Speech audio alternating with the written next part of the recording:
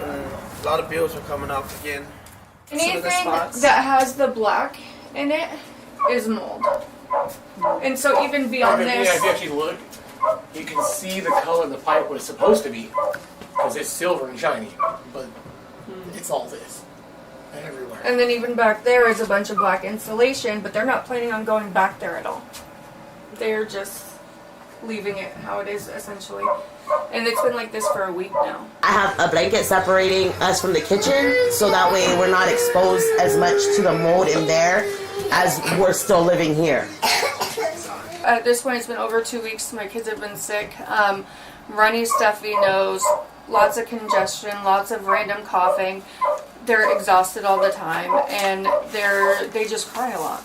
They don't want to be here. I took them into urgent care, and the doctor said their symptoms were symptomatic for black mold exposure, and that they shouldn't be around it. The mold insulation. It's all black instead of pink.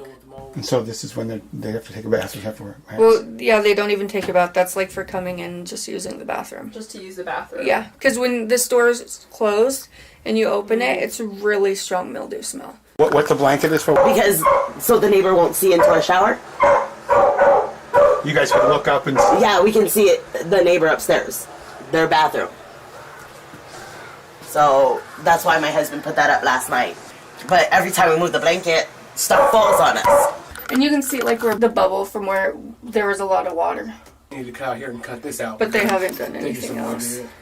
They've been going at their own pace. And then yesterday the restoration team found that there's a bunch of moisture in the wall right here. So if they determine this needs to come out, then we're going to sit with no insulation on the outside wall. Like, we already don't have a lot of heat in here because a lot of the insulation's missing. All this stuff needs to be contained and carried out because the pores fall off, but they're just taking these mold covered things and just carrying them through our house and tossing them outside. So now there's probably mold spores just like throughout my house. Both of your households are in 3-bedroom homes, and I do not currently have any vacant 3-bedroom homes that are available.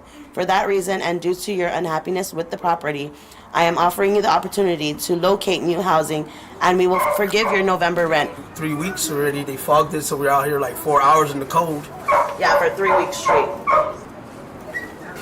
What am I gonna do with my 5 kids?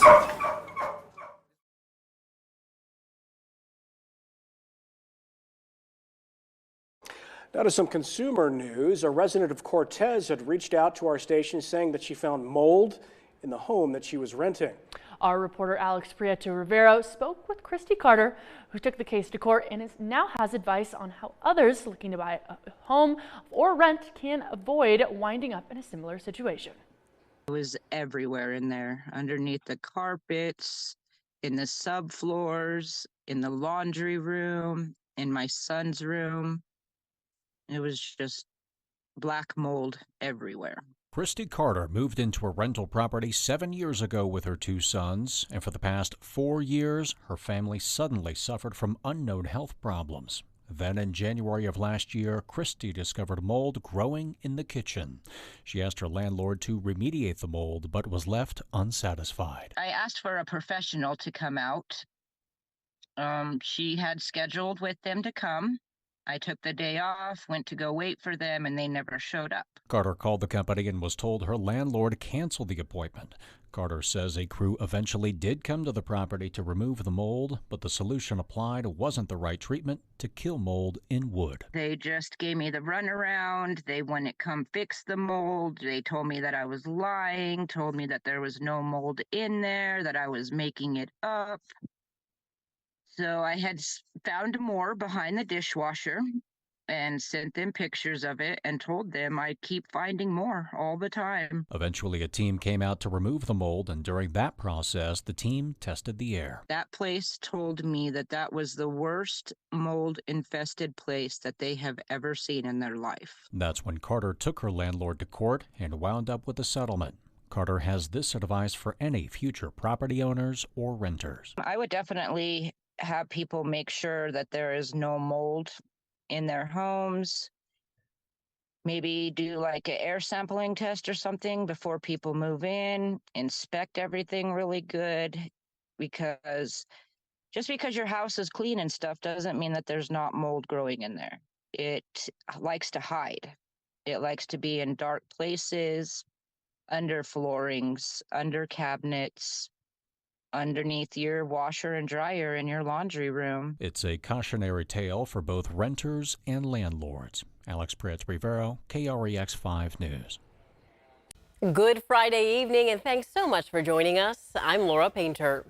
For the second time, an Antelope housing complex is being sued for toxic mold. Now, there are new allegations of concealment and fraud as new tenants move in unaware of the problems.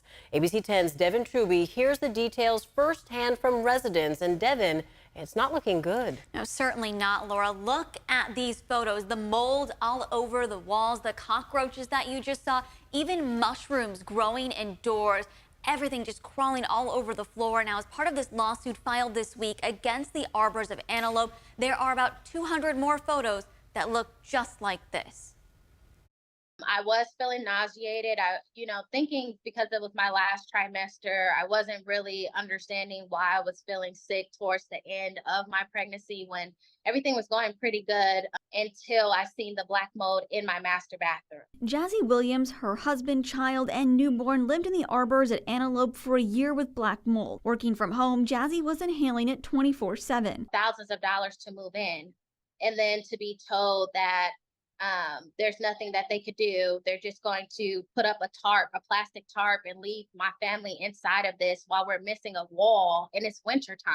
The complex asked for them to move out this July for repairs. The cost of moving twice in 1 year was too much for the Williams. They could no longer afford California. They live in Arizona now. Nikki Chamara has a similar story. Her arbors apartment flooded during a storm in 2023. The master bedroom got super wet on the ground, so water was seeping in through the outside, and that's when I discovered there was just mold all over the walls. My children's rooms had the mold in there, and then my kids kept getting sick.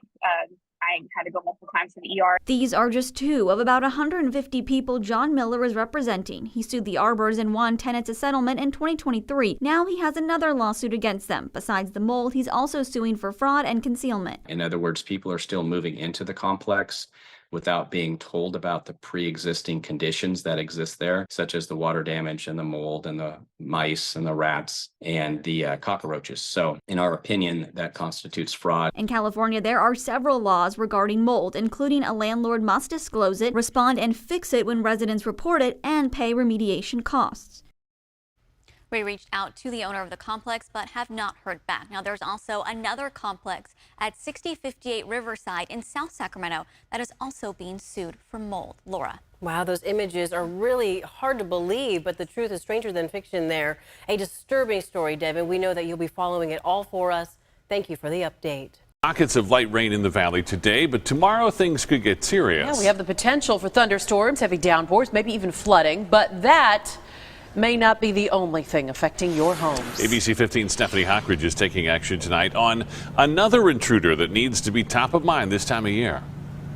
Yeah, guys, we're talking about mold. In fact, during our monsoon season, it can lurk in even the most unusual places. Of course, we're talking about your roof.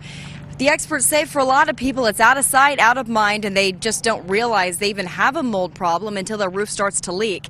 So molds can be caused by untreated water damage. So the moisture trapped in your roof, your ceiling, walls, and windows, items that have been wet for an extended period of time, or even flooding. So how do you avoid it? Well, we went to the experts at Rocky Mountain Restoration who say there's one big reason our monsoon storms can cause expensive mold damage in your home. They don't take care of it. The EPA has given guidelines 24 to 48 hours to get the property dry to prevent any kind of mold growth. So this homeowner experienced quite a bit of damage during the monsoon storms. Fortunately, he didn't have any mold, but if you find yourself in a similar situation, you too need to have your home inspected. Otherwise, in a week or two, you could start to see those spots or growth on your walls, ceilings, and yes, even your tile roof. But mold doesn't just cause structural damage. It can also lead to respiratory health issues. So very important you get it checked out. We put a lot more information up on our website, abc15.com. Just click on 15 links. Back to you. This is Sam Shapiro from the First Alert News Desk. We are learning about a lawsuit that was filed against the Columbia Housing Authority back in April. A mother and her child were staying at a public housing apartment complex called the reserves at Fairway Terrace. She says her child got sick from inhaling toxic black mold that the housing authority neglected to inform them about. The lawsuit states the housing authority was aware of the mold levels in the residence and repeatedly failed to address the hazardous conditions. It says they held mold inspections twice and did not let residents know of the results. And you can view the lawsuit for yourself and read other stories on our website. Just check that out, wistv.com.